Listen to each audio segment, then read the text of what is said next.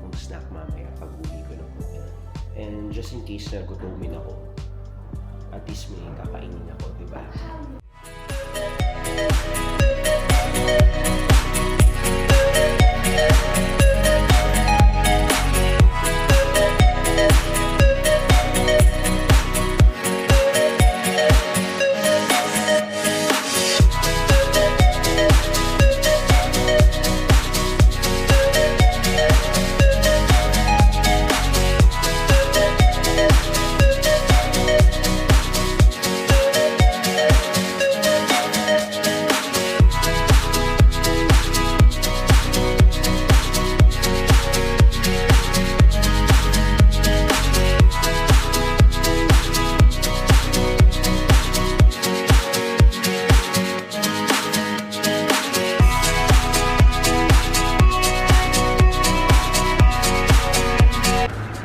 Hey guys, so I'm in Seattle now and dito tayo ngayon sa Space Needle.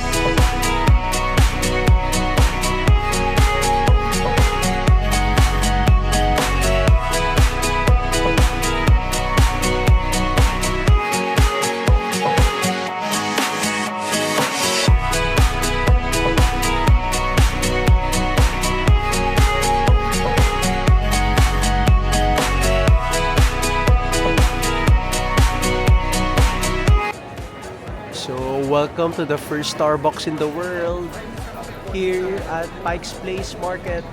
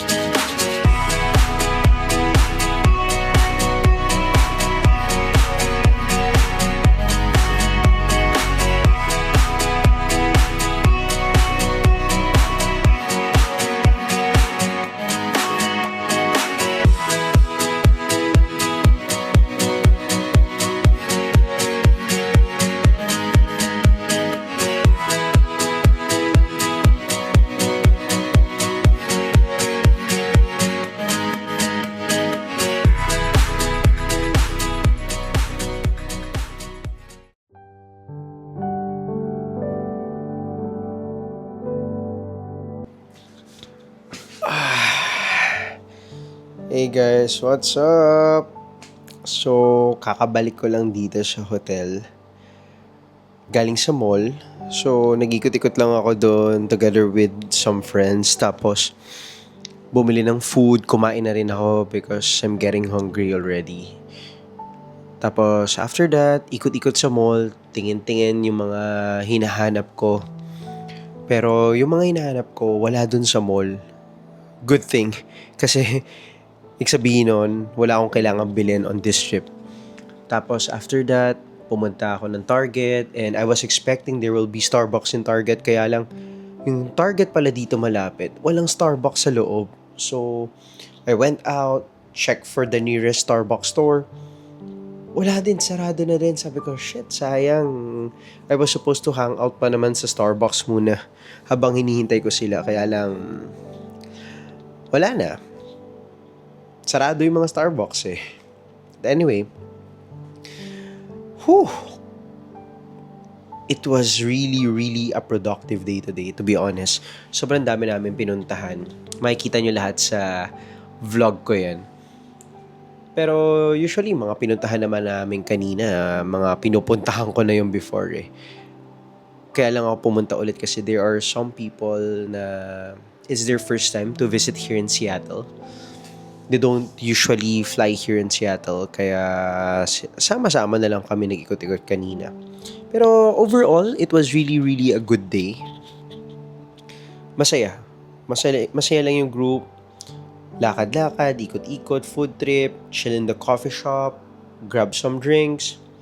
Pero sobrang lamig. Sobrang lamig. Good thing I brought my jacket with me, but it was just a windbreaker jacket. But at least, hindi diretso yung hangin sa balat ko. But anyway, it was really a good day today.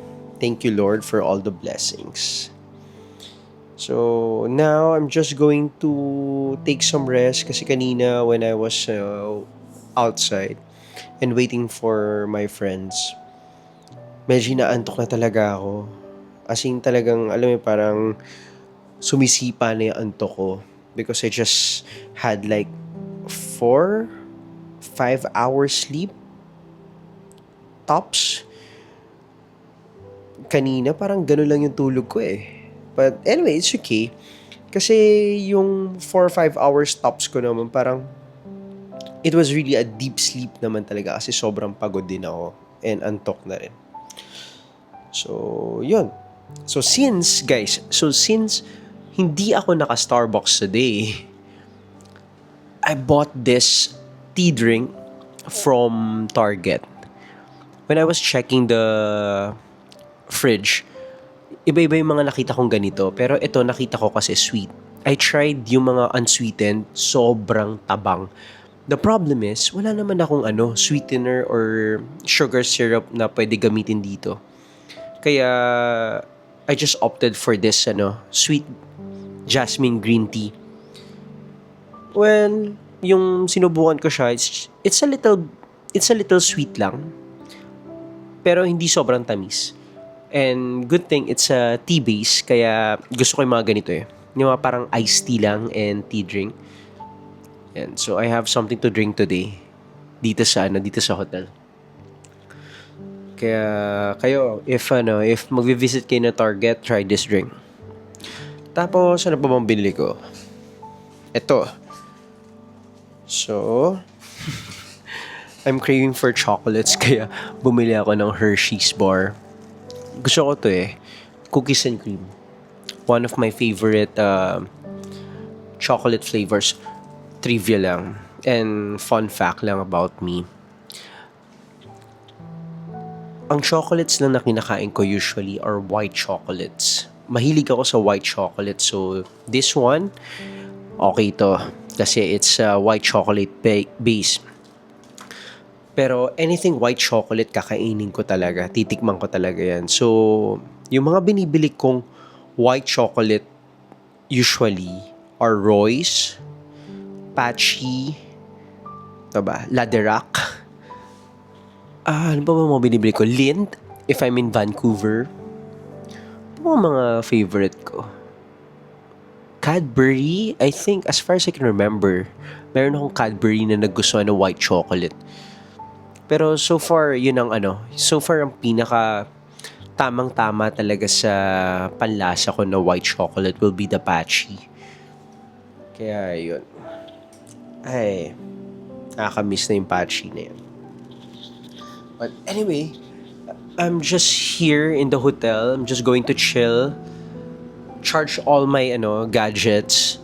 Tapos we'll just probably watch some YouTube clips. Tignan natin. Tapos tomorrow, tingnan natin kung anong oras ako magigising. Then I might drop by the gym tomorrow morning. Hindi naman ako magbe-breakfast eh. Then I will just probably walk around, check some stores around the hotel. May mga i-check ako around the hotel kasi. And tingnan natin, dadaling ko kayo sa Barnes and Nobles. That's one of my favorite bookstore. So parang sa Pilipinas, it's like fully booked. Pero sa Barnes and Nobles kasi nila dito, they have cafe inside the bookstore, which is nice kasi you can bring your books there. Tapos doon ka magbasa habang nagko-coffee ka. Tapos after nun, you just bring back the book in the shelves. Then that's it. Tapos ang usapan. So, habang nagpapalipas ka ng oras, usually, pag nasa coffee shop ka, pwede ka magbasa-basa ng libro rather than your eyes are always on your phone or on your mobile devices, diba? At least yung medyo may food for thought ka pa parate na makukuha when you're just dropping by the coffee shop and chilling out, diba? Kaya, yun. Tignan natin yung Barnes and Nobles tomorrow dito malapit sa hotel. Papakita ko sa inyo yun. Anyway, masarap sana mag-jogging sa labas ng hotel. Kaya lang, sobrang lamig talaga. Sobrang lamig. A good thing I brought two types of jackets. One is yung Patagonia kong shell jacket, which is water repellent, waterproof. Then the other one is the parang sweatshirt type na parang wool yung material niya. So it's a bit warm. Inner jacket yun eh. Inner jacket. You can use it as inner jacket on your shell jacket. So both jackets are from Patagonia. Talagang nag-invest ako dun sa Patagonia na yan. Even though it's quite expensive, pero since magagamit ko naman parati, wherever I go, parati kong dala yung Patagonia jackets ko na yun. Kasi yun yung mga safest jackets na pwede kong dalhin talaga whenever I'm on a business trip. Kaya, yun. So now, nagdilim na. Parang kakadilim lang. Dito guys. Kanina umuwi ako ng hotel na mga 8:30 or less or more. Mga 8:30 to 8:45 yata. Maliwanag pa. Then, I took a shower kasi nga para malinis na bago humiga sa kama. Paglabas ko ng shower, yun, madilim na. It's nighttime already. Late nagdidilim dito because it's summertime. Tapos, ang aga rin naman mag-sunrise. Parang, kanina when I woke up, like around 4:30 to 5, maliwanag na sa labas. Ang bilis din lumiwanag. Kaya, ayun, yun ang maganda dito pag summer. At least, you can enjoy your day. Full day talaga. Pag nasa labas ka, at least maliwanag pa. You can take good pictures. You can walk around. You can stroll around. Kaya, anyway, I'm just in the hotel. I'm just going to stay here. And kung kailangan nyo ako, nandito lang ako sa hotel. Okay. Kaya, I'll see you guys later. Okay? Bye-bye.